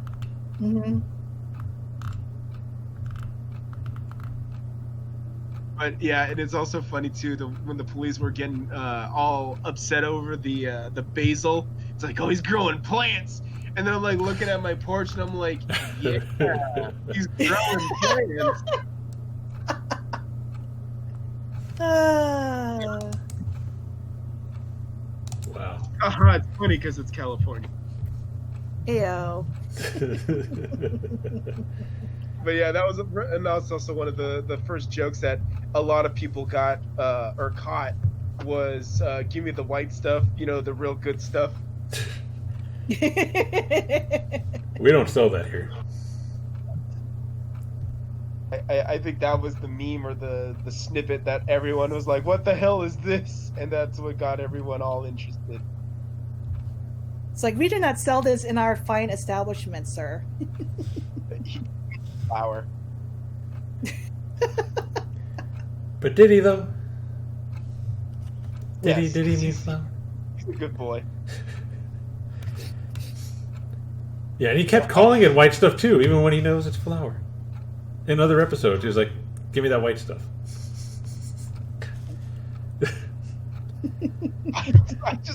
I love when they just start doing all the selfies and Instagrams, and I was all like, I feel called out. Oh, good. They're doing all the food porn, and then they didn't even get any reactions, and I was like, "Yup, that's how it goes." You got two options, brother. You either keep doing it or you stop. So that is more realistic than all the Yakuza still roaming the streets of Tokyo and them finding each other. I mean, Tokyo is a small city. Oh yeah, it's tiny, man. Mm-hmm. I'm looking up the part. Apparently, the voice actor that does the main character, Tatsu, apparently he was also the voice for him in the promo videos. So that's interesting. Nice. Just like how Satania was the commercial voice for Uzaki before she just became the official voice. Oh, so there was no plans to really bring her back for the show until by what she auditioned? I don't know, but I would assume that they just really were impressed by her in doing the commercial, so they just brought her back. I mean, I don't know. They might have even made her reapply, because remember, the guy that does Kazuma, he did the voice of Kazuya for Rental Girlfriend, but they didn't go with him for the anime. So, who knows? Maybe he was expensive. Maybe. Or maybe they were afraid that he would bully Chizuru. Maybe he should have bullied Chizuru. He's so wishy-washy. Y'all.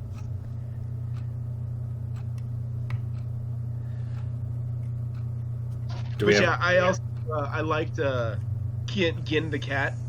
Like I said, it's voiced by Mao, but also because it was very honest depictions of cats.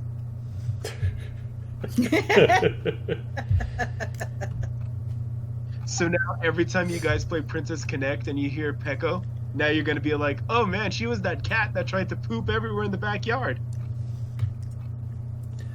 I got punched by another cat. Yeah, yes, she did.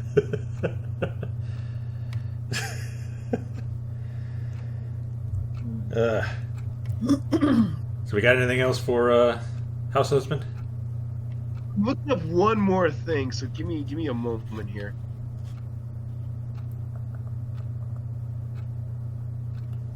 Yeah, I don't have anything else to add on to the house husband conversation.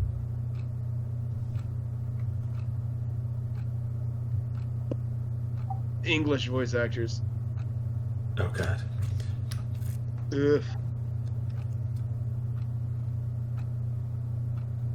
Oh, the old head of the family. Yeah.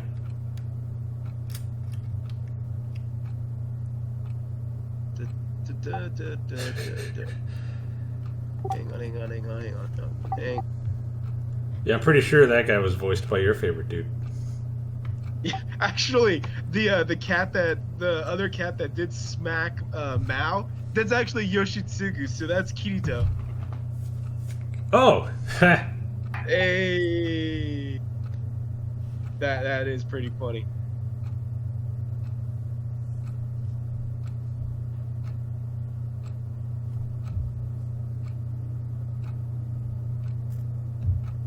Hang on.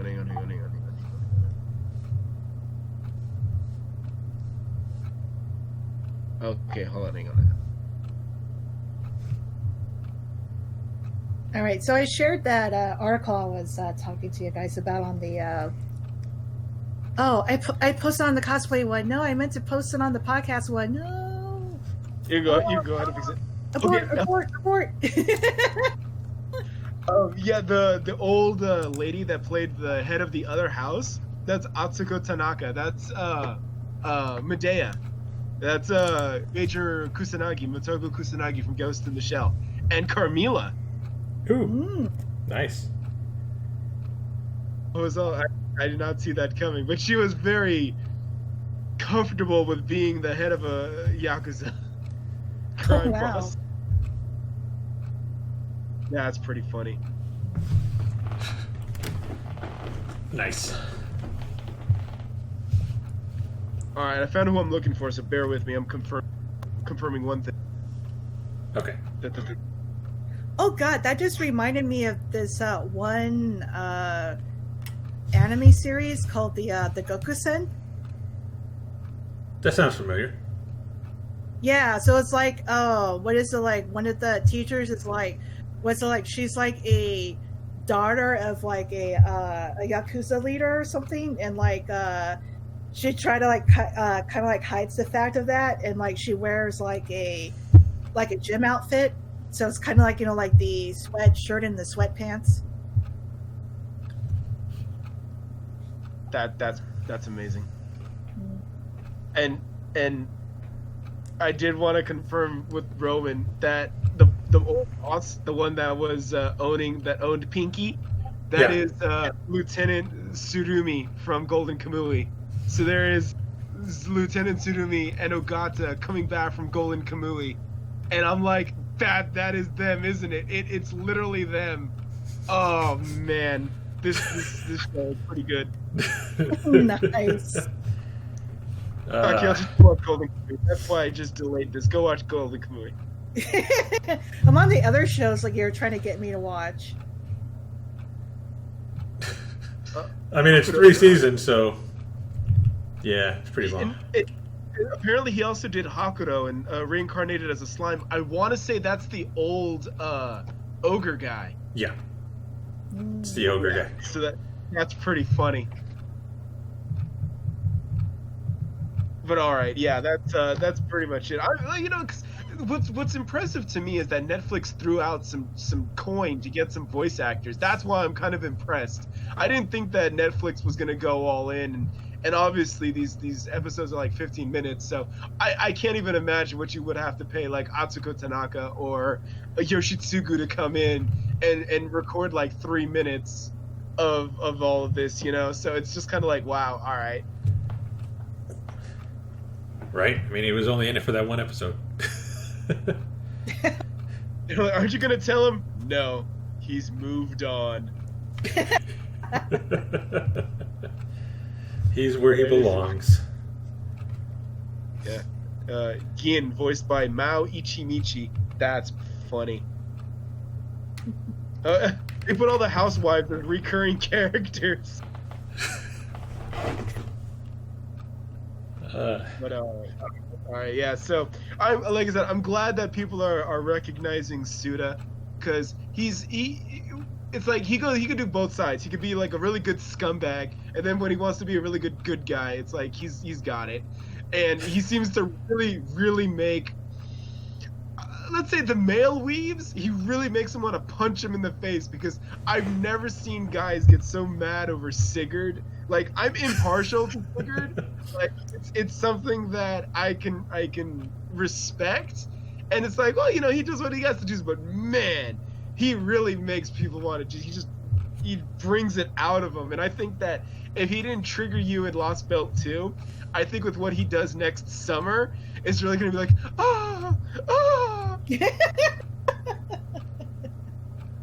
him and Brunhilde in the story really get heavy, and I'm like, yeah,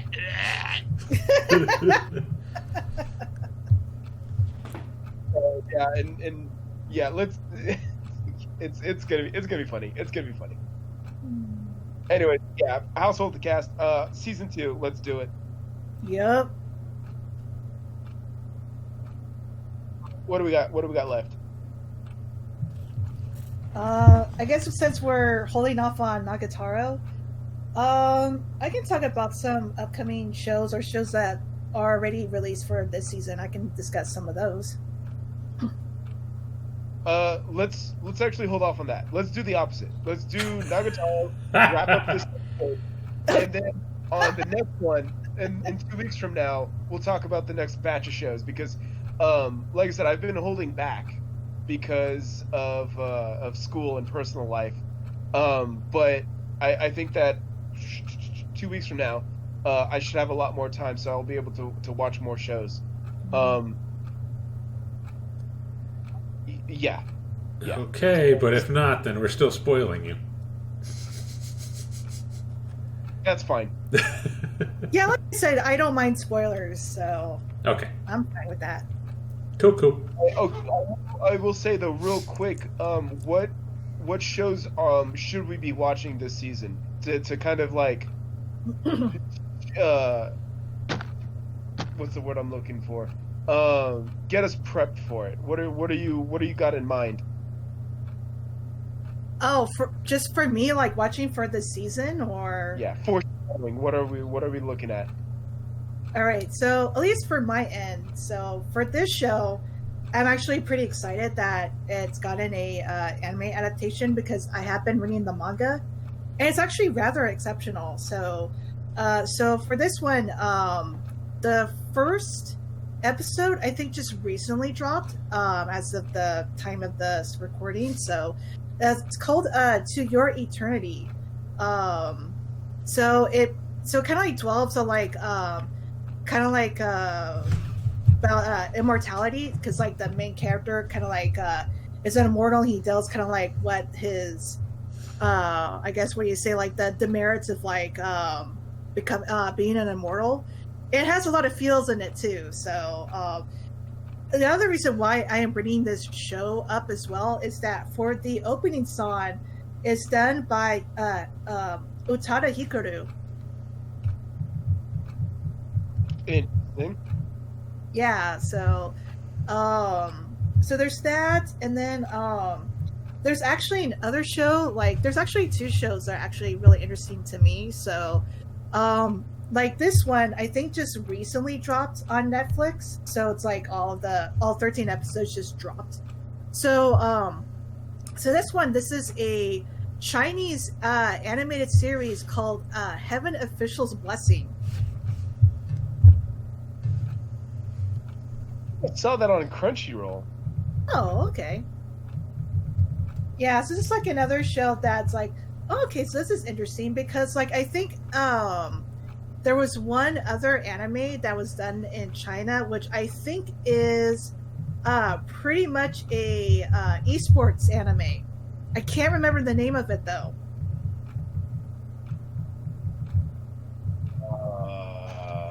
Well, research it, and then the next one, when we talk about the next more shows of the current season, we'll be ready for it. Okay, and So then you got homework. okay, and the last one I also wanted to bring up because this has been getting a lot of buzz on social media lately, but I might just check this out just to check it out, just out of like pure curiosity.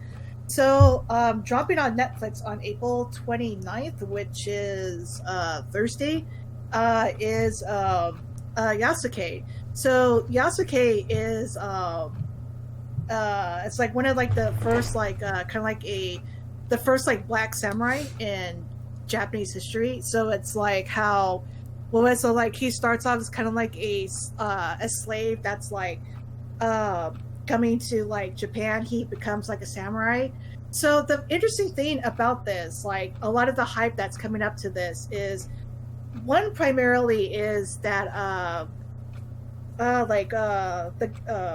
can't remember his first name. I know it's Chadwick because like it's the guy who did Black Panther. So before he passed on, like he wanted to like his bucket list scenes as him as an actor is like he wanted to do like a live action like Yasuke, like I think it was like a movie or something. So like when this animated series was announced, like people was like, oh man, it's like thinking back on that, right? So, but here's the thing. So even though like this show is kind of like based on the character, and also the big buzz behind it too, is like the majority of the cast for this anime is done, like by like black actors. Like from what I understand, the person who's voicing Yasuke is like he's half a Black American and half Asian, I think. So that was like the big thing. It's like, yeah, representation, that sort of thing, right? But here's the thing: this show, like, if you're gonna expect, like serious, like, historical, like documentary sort of thing about this character, you're not gonna find it here, because this is a straight up, like, loose interpretation of the history of this character in a action fantasy samurai setting. So kind of like think of like how they did for Samurai 7, and this is what they're doing for this show. Going on Netflix, right? By Studio Napa? Yeah. Napa. Yeah. Interesting. Mm-hmm. But like, if anything, I want to follow the show just to see like more of like the reactions and like what kind of show it is, like as far as like like Netflix exclusive like anime shows are concerned. So it's like I'm just keeping an eye out more for like more big curiosity than anything else.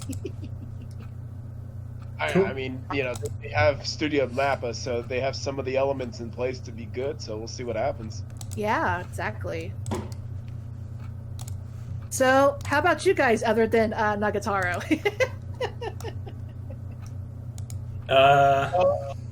That show that you guys have been posting in the Discord over there, that one looked pretty good. Which one? The dragon? Dragon or whatever? Yeah. Dragon goes house hunting. That's funny.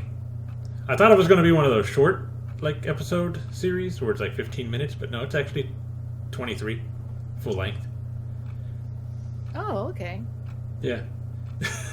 But it's funny. It's got a lot of references to video games. I think the first one, I forget who mentioned it, but they said that they liked the Monster Hunter references, and I know the second episode was all horror movies and games, because they had Resident Evil, Luigi's Mansion, and The Grudge referenced. So, yeah. Oh, wow. I don't think the third episode's out yet, so I can't watch it. So, yeah. But, yeah, I'm doing that one. Shaman King. Which is, the remake. So, Shadow's House, which is about this... I don't know if they're actual people or if they're like shadow people, but it seems like they're just all covered in, the way they explained it is like they create a bunch of soot whenever they're feeling anxious or angry or whatever. So you can't really see them, they just look like shadows. So they have these things called living dolls that take on their form to look like them, so that they can, I guess when they need to, have expressions and stuff like that. I don't know, it's weird. But interesting at the same time. So I'm watching that one and Killing Slimes for 300 Years, which is an isekai. This one girl, she gets isekai'd. No truck this time, actually. She works herself to death. Jeez. And then the, I guess, goddess that she was talking to gave her... the option to pick a couple of abilities, and then she can go into this other world and live the life she wants. And she asked for, like, immortality and one other thing, and she gave it to her. And basically, she just wants to live a peaceful life with no troubles or anything like that. She doesn't want to work too hard, seeing as how she died working.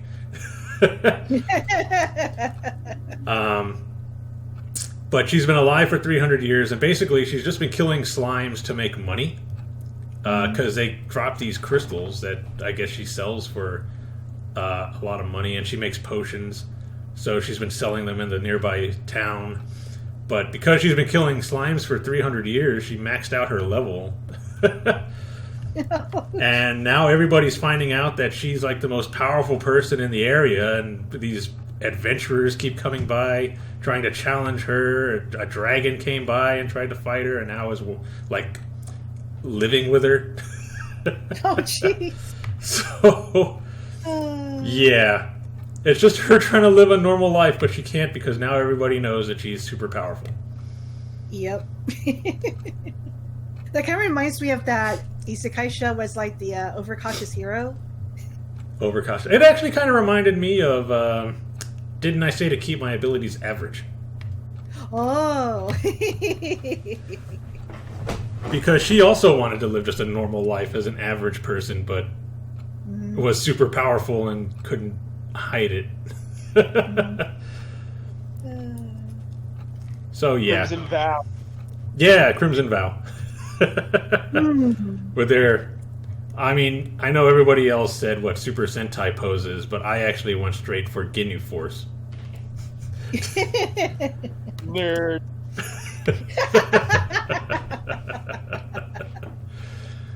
Like, as soon as I saw them do a pose, I was like, hey, it's a Ginyu Force. It's like, and then everybody else was talking Super Sentai. I'm like, oh, yeah, I guess that, too.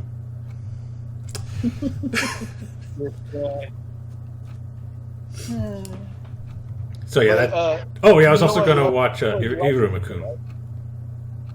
You know why you like killing slimes for 300 years, right? Why? Because she's voiced by Aoi Yuki. Oh, is she? Yes, sir. Huh. Okay. Oh, the 6 degrees of Aoi Yuki.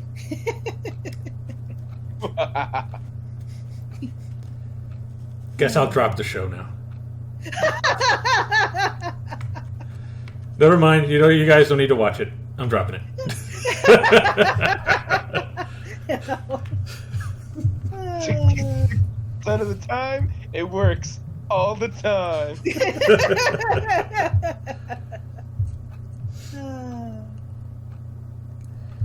Wow. What else? I've been trying to find that Godzilla anime, but I can't find it anywhere. Like, the only place... Like, I saw it on, the place I get my shows from, but they only had episode 2. So I don't know where it is. Yeah, because the one I'm thinking of is like the one on Netflix where it's like a Jet Jaguar is kind of like a homemade like mech or something. Yeah, what is it? Like Godzilla SP or something like that? I don't know. I think so. Is it Planet Eater? No, it's not that. Here, yeah, it's Godzilla Singular Point. It's an actual series, so it's not like a series of movies. It's... Let me see. I'll post this link onto the Discord.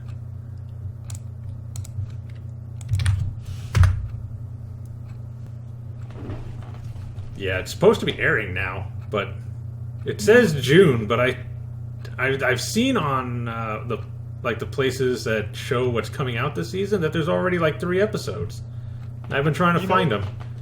You know what it is? It's because it's Netflix. They're probably waiting for the whole thing to air. Yeah, but I mean, I was able to watch all the other shows that were on Netflix. Then you need to find a fan subbing group that's getting it. I know, that's why I can't find it. Nobody's doing it. Oh, there's only one guy that did like episode 2, and that's it. Sucks. I guess maybe June. I don't know. I'll have to wait and see. But I know there's already a couple episodes out. That time frame or that time schedule matches. Yeah. Okay. Well, either way, I've been trying to watch that, but I can't find it. And other than that, Irumakun Season 2, which, I mean, I don't think you guys have watched Season 1, so there's no point in you guys watching that one. Unless you want to try to watch another 26-episode anime before that. Boy, do I. You might. Uh, But that's all I'm watching, as far as I know for now. hmm. Well, yeah. Okay. Okay. I'm actually now on the energy level that all of y'all are at, so maybe we will hold off on Nagatoro until the next time. I will say my last question, Roman, to you. Mm-hmm. Nagatoro impressed you with the first episode at least? It was good. Yeah. Yeah. Would you say, I remember you described it as the mangaka felt bad for sensei, or for senpai, sorry, that he felt that she pushed him too hard, and she made him cry and all of that. And in the pilot episode, he cried like twice. Yeah. And Yeah. at the same time, she also like patted him down with her own little like handkerchief. Yeah. Yeah. And that was kind of a very endearing moment that kind of like even she kind of broke down. So is this really what he thinks is like awful? I don't know, because like I said, he did do other stuff with her like before this, where she was a lot worse. But I mean, even in the manga, when you read it and they have like after the chapter, sometimes they have like a little doodle on the side showing something. It had her saying, maybe I went too far. So, I mean, he's not trying to make her like unbearable in this. Okay. Which is fine. I'm cool with that too. Yeah. You kind of got a sense that she was kind of a jerk, but then I noticed that in all the scenes she's always like blushing. So like she's really getting her kicks out of this. Mm-hmm. So it's kind of like, okay, so she's not trying to be a jerk. It seems like she just doesn't know how to express herself. Well, I mean, if you remember in the episode, she even asks him at the end, don't you ever get mad? I've been pretty horrible to you. like you're just kind of taking it. And then he just admits that he likes it. Yeah, basically.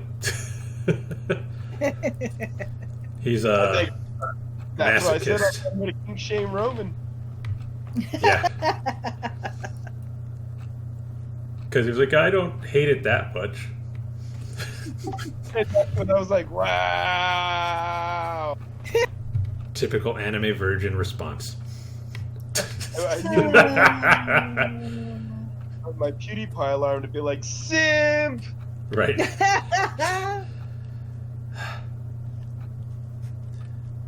But yeah. So I guess next episode is going to be the Nagatoro episode. Probably will be, let's be honest, because the next time will be in 2 weeks when we come back and we'll have, 2 more episodes. So, yeah. Yeah. But yeah, I did also see those posts about what Crunchyroll did with the subtitles. Senpai, you're looking so sus. Yeah. Oh my goodness. Yes, when the localization is sus. Right? What can we do? Mhm. Nothing. But alright. So yeah, I'm looking forward to the new episode this weekend. Mm. Are they pretty faithful to the manga? I'll have to read the first volume again because I don't remember him rolling into the river. I think she just knocked him down. And she got, like, oops, didn't mean to do that, But, again, I'll have to go back and read it to see. Well, I mean, if you look at Nagatoro, he wasn't the only one who was wet. Ew. I don't get it. And redo of healer, right? Right. Okay. But yeah. Since we've gone on for a very long time, we'll save the Nagatoro recap for the next episode. So I'm looking forward to picking your brain to how accurate this show is to the manga. Cool. I'll have to reread as I go along to see how accurate. Yeah, you have a high threshold because, like I said, Household and was really good with their depictions of cats. So. Oh, yeah, I just looked it up. She does just knock him down. She doesn't push him into a river. Wuss. All cartoony like and rolling in a ball. Yeah, none of that. Yeah, and it. Yeah. All right. Remember, that's Deku. Remember that. I mean, he kind of acts like Deku a little. I was getting that feeling too. The only difference is he doesn't have superpowers. Well, unless you want to count his art as a superpower, because that's what won her over. I was gonna say his virginity is a superpower, but I mean, he's not 30 yet, so.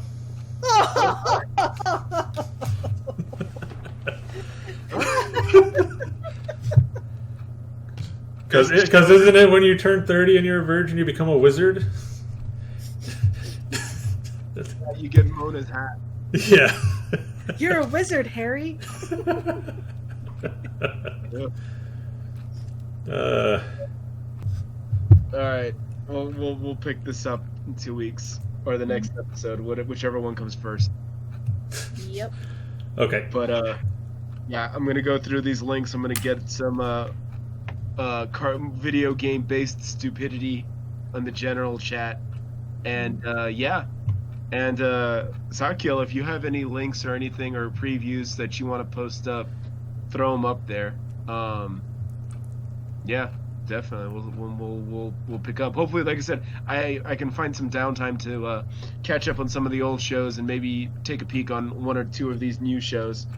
But yeah, they're messaging me. But yeah. Alrighty. Right, sounds good. Cool. So I guess we'll just end it here then. All right, sounds good. Alrighty. So don't forget that next Friday we'll be watching Mortal Kombat, the new movie, on HBO Max. So just join the chat and click on the TV screen that'll be by my name, and just join the viewing party. And yeah, we could all watch Mortal Kombat. Bring your popcorn or snacks that you don't have to pay $30 for, and come enjoy it if you want. Hopefully it's good. It doesn't suck.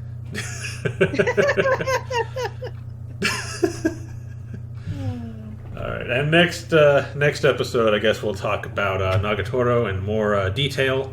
So we'll have 3 episodes and whatever we're watching this season. So yeah, look forward to that. So yeah, till then, we'll. Well, yeah, that's it. So, bye. Laters, peace out. Bye, everybody.